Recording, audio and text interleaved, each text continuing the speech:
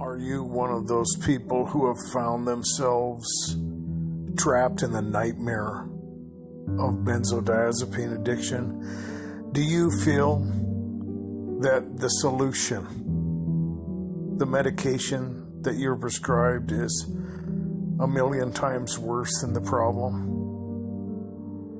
Do you feel that you've been victimized by a corrupt and failed system of diagnosing and treating people with anxiety or with problems that have been considered incurable mental diagnoses and disease? Have you been villainized by doctors and medical professionals and probably people around you because of your addiction? Doctors prescribe benzos, and they know full well that people are going to get used to them and their tolerance is going to go up. But, a lot of people are not professional at that level, and when the patient becomes addicted, like most people inevitably do, they get the treatment. They are accused of seeking drugs. They just want to get high. I remember hearing things like that from nurses, from doctors, from all kinds of people. I just wanted to catch my breath.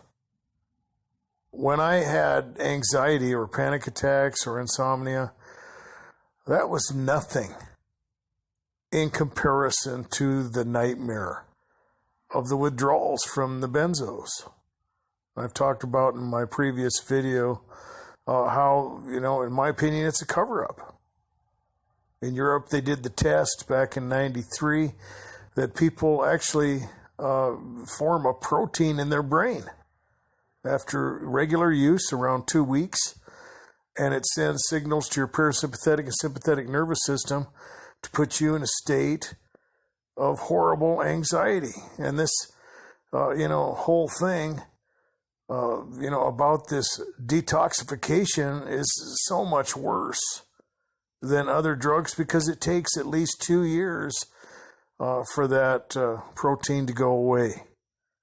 And it causes unimaginable anxiety and torturous pain and insomnia that I couldn't even describe.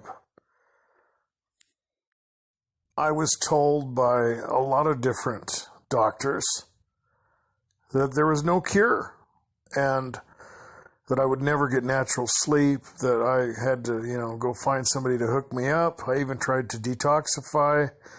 I think it was in 2000. And, they gave up before I did. I just, take some pills. They watched me stay awake for weeks at the hospital. I don't know. When it comes to, finding out how this information has just slipped by everybody, it's mind-boggling. Then you get the answer, well, maybe they know about it, but they just don't think that patients will be able to do it. And I can understand that, but that's still not an excuse. People should be given the option. I don't like that explanation at all. I've heard that from a lot of people. And it's unacceptable. If I would have known, at the beginning of my 22 or so year odyssey into this realm of torture, that I could just, tough it out for a few years, I would have done it. And it would have been better, than trying to take the stuff and manage that endless nightmare cycle of addiction.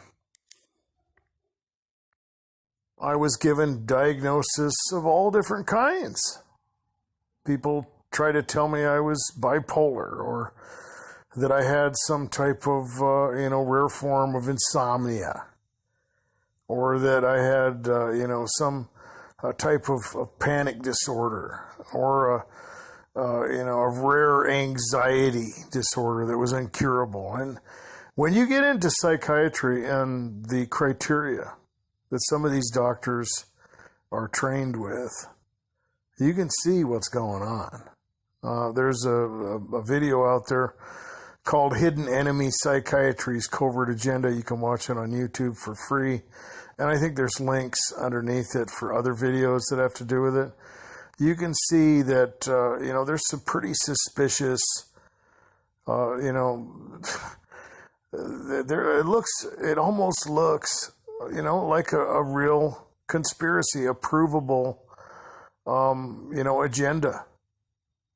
And, I'm going to let you go into that. But the whole point is, have you been victimized? How many people have been diagnosed with, these permanent mental diseases that were probably just going through a rough spot in their life? And, like me, they got on this stuff and it was a downward spiral of death.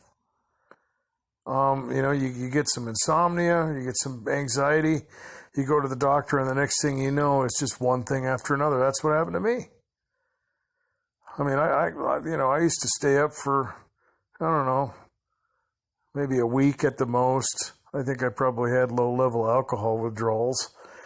Had a hard time responding to other medicines, but it was nothing compared to that. Nothing compared to what I went through later. And I had worse than that.